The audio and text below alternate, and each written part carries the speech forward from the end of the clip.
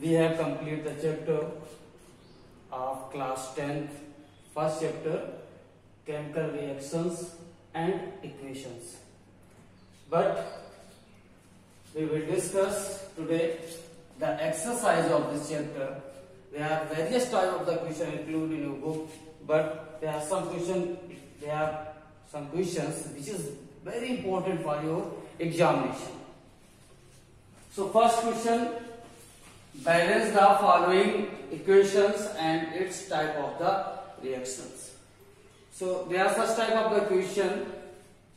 First, potassium bromide plus barium iodide in aqueous form change to potassium iodide and barium bromide. Okay. So इस तरह के questions board exams में आते हैं और उन एग्जाम्स में आपको दो चीजें करनी होंगी. यहाँ पर आपको बिल्कुल ऐसे ही लिखा मिलेगा, केमिकल फॉर्मूले नहीं लिखी होगी. दूसरी चीज रिएक्शंस को बैलेंस करना होगा. नेक्स्ट वन, आपको ये टाइप्स ऑफ रिएक्शन को एक्सप्लेन करना होगा कि रिएक्शन किस तरह की है.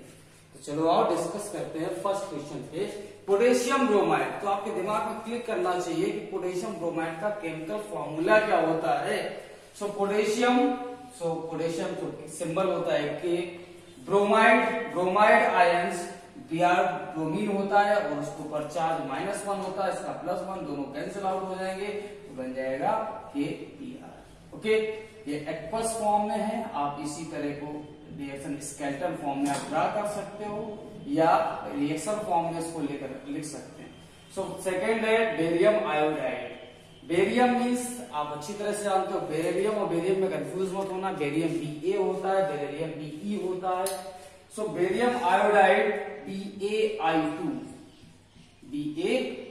बेरियम की वैलेंसी 2 होती है, आयोडीन की वैलेंसी 1 होती है. तो क्रिस क्रॉस मेथड से 1 यहाँ आएगा और इसका 2 यहाँ जाएगा. ओके, ये भी एक्वस फॉर्म में है.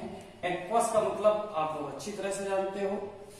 एक्वस का मतलब है कि वाटर में अगर कोई चीज डिसॉल्व है या लिक्विड स्टेट पर है तो उसे हम एक्वस फॉर्म कहें. एक्वस का सीधा सेंस है the solution made by the water. That mean solid आपको कुछ भी हो लेकिन वो वाटर में डिसॉल्व कराया गया है तब उसे उस फॉर्म को एक्वस फॉर्म कहते हैं. रिएक्शन कंप्लीट हो रही. Potassium iodide.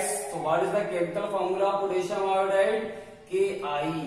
ओके, ये भी एक्वस फॉर्म में है. Next one, barium bromide. BaBr2. ओके, BaBr क्यों नहीं लिखा? क्योंकि Ba की वैलेंसी +2 होती है, Br की -1 होती है, तो 1 यहाँ आ जाएगा और 2 यहाँ चला जाएगा. According to the crisscross method. ये आप लोगों ने 9th क्लास में सीखा होगा और 10th में ये चीजें सीख कर जो है इसका एप्लीकेशन मिलता है क्रिस क्रॉस मेथड का, वेरियस एप्लीकेशन. चलो स्टार्ट करते हैं. इसमें क्या करना है, अपन को रिएक्शन को बैलेंस करना है और उसके बाद टाइप्स बताना. तो पहले रिएक्शन सारी लिख लेते हैं. सेकेंड क्वेश्चन है जिंक कार्बोनेट. तो जिंक का फॉर्म सिंबल होता है Zn. कार्बोनेट होता है CO3. अब CO3 के ऊपर -2 चार्ज होता है, जिंक के ऊपर +2, दोनों कैंसिल आउट हो जाएंगे तो फॉर्मूला तैयार हो जाएगा ZnCO3. ओके, सॉलिड फॉर्म में है तो इसको हम सॉलिड फॉर्म में. Next one, zinc carbonate gate convert into zinc oxide. Zinc oxide means Zn. Zinc oxide means oxygen. Oxygen atom. So oxygen valency is -2 and zinc valency is +2. +2 and -2 cancel out to each other. So this is the chemical formula of zinc oxide. Second one is carbon dioxide. You know very well carbon dioxide. What is the formula of carbon dioxide? CO2. Okay. Next one, hydrogen. You know very well hydrogen. H2 chlorine gas Cl2 change into HCl in the gaseous phase. Okay, ये भी gases phase में है और ये भी gas phase में. सो ये हमने रिएक्शंस को लिख लिया है. अब हम रिएक्शन को बैलेंस करते हैं. तो सबसे पहले LHS और RHS के मॉलिक्यूल्स और एटम्स को देखेंगे. तो सबसे पहले देखते हैं इस कंपाउंड में. इस कंपाउंड में क्या क्या है? पोटेशियम है और ब्रोमीन है. पोटेशियम और ब्रोमीन है तो यहाँ पोटेशियम 1 है. राइट साइड पे जाएंगे, पोटेशियम कितना है? 1 है. बैलेंस से कोई प्रॉब्लम नहीं. Br की बात कर लेते हैं. ब्रोमीन यहाँ कितना मॉलिक्यूल है? ब्रोमीन 1 है और यहाँ भी ब्रोमीन कितना है? 2 है. अब यहाँ पर 1 है, वहां पर 2 है, इसको बैलेंस करने के लिए यहाँ पर हम 2 का मल्टीप्लाई कर लेते हैं। ओके, अगर हम यहाँ 2 का मल्टीप्लाई करते हैं तो देखो राइट हैंड साइड पे पोटेशियम चेंज हो गए, यहाँ 2 पोटेशियम हो गए, यहाँ पर कितना पोटेशियम है 1, तो इसको बैलेंस करने के लिए हम यहाँ 2 का मल्टीप्लाई कर लेते हैं। Okay, so in left side there are 2 potassium and right side 2 potassium. In left side 2 bromines are there and right side 2 bromines are there. So overall potassium and bromine are balanced. But in case of barium and iodine, अब barium iodine के बारे में देख लेते हैं। Barium कितना है यहाँ पर 1 और यहाँ पर बेरियम 1, क्लियर है। I2 आयोडीन, आयोडीन यहाँ पर कितना 2, तो यहाँ पर भी आयोडीन कितना है 2 का मल्टीप्लाई होगा दोनों में, यहाँ भी होगा और यहाँ भी होगा, इसलिए आयोडीन यहाँ पे जो हो जाएगा 2। यानी कि लेफ्ट हैंड साइड और राइट हैंड साइड में सारे एटम्स एक जैसे इक्वल क्वांटिटी में रिएक्शन कैसी हो जाएगी, बैलेंस हो जाएगी। अब बात कर लेते हैं, यहाँ पर बात की गई थी type of reaction. Type of reaction, type of reaction क्या है? टाइप ऑफ रिएक्शन मींस किस तरह की रिएक्शन है ये, वो पोटेशियम ब्रोमाइड और बेरियम आयोडाइड में देखो यहाँ पर पोटेशियम और आयोडीन बेरियम एक दूसरे को इंटरचेंज कर रहे हैं। यहाँ KBr यानी पोटेशियम आयोडाइड हो रहा है और यहाँ पर Br के साथ ऐड हो रहा है कौन, Ba, यानी कि एक दूसरे को इंटरचेंज कर रहे हैं। याद करो मैंने आपको बताया था जब सेकेंड वीडियो बनाया था उस समय बताया था, when two atom of reactant to interchange to each other, that means they substitute to each other, such type of the reaction is known as the dual displacement reaction or double displacement reaction। तो ये क्या है, double displacement reaction. Okay, so first question solve हो गया, reaction balance हो गया। Reaction किस तरह की, आप double displacement reaction. Now next one, zinc carbonate change to zinc oxide plus carbon dioxide. Okay, now zinc carbonate get converted to zinc oxide and carbon dioxide.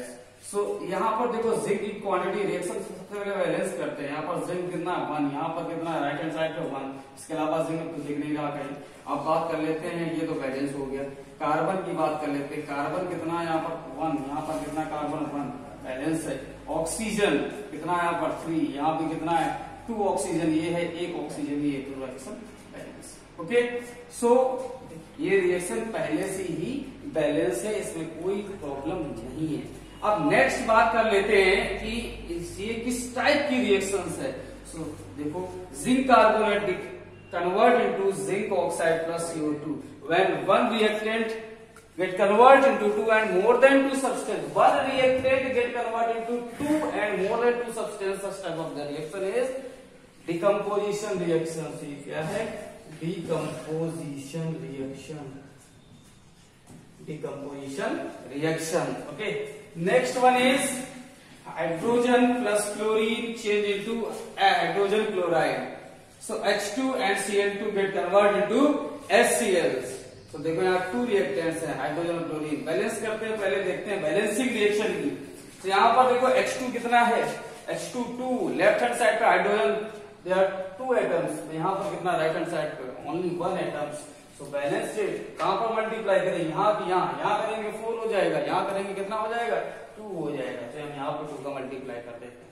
अब ये तो हाइड्रोजन बैलेंस हो गया, लेफ्ट हैंड साइड पे hydrogen 2, यहाँ पर hydrogen 2। Okay, clear.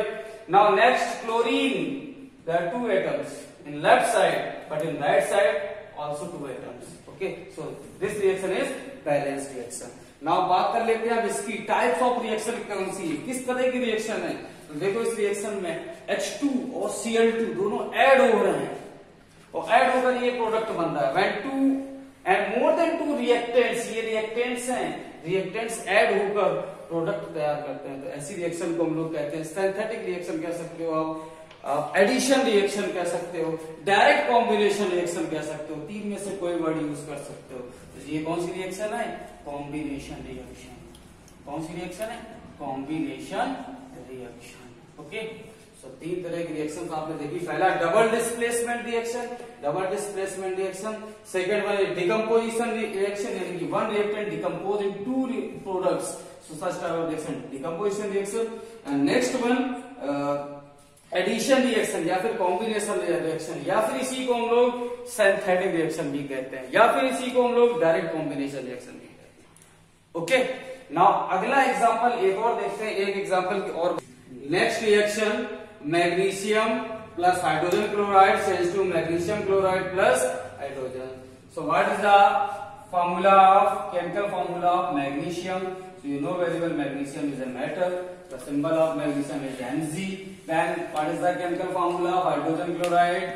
HCl. Hydrogen chloride formula change to magnesium chloride. Magnesium chloride. Magnesium Mg. अब आपको बैलेंसी की बड़ी प्रॉब्लम होती है, तो Mg के ऊपर +2 होता है, आपको पता है मैग्नीशियम 2 बैलेंसी रखता है। क्लोराइड में Cl -1 बैलेंसी रखता है, तो ये 2 यहाँ जाएगा, 1 यहाँ, क्रिस क्रॉस मेथड से ऐसे, तो ये 1 यहाँ आ जाएगा और 2 यहाँ आ जाएगा। तो ओवरऑल फॉर्मूला क्या होगा?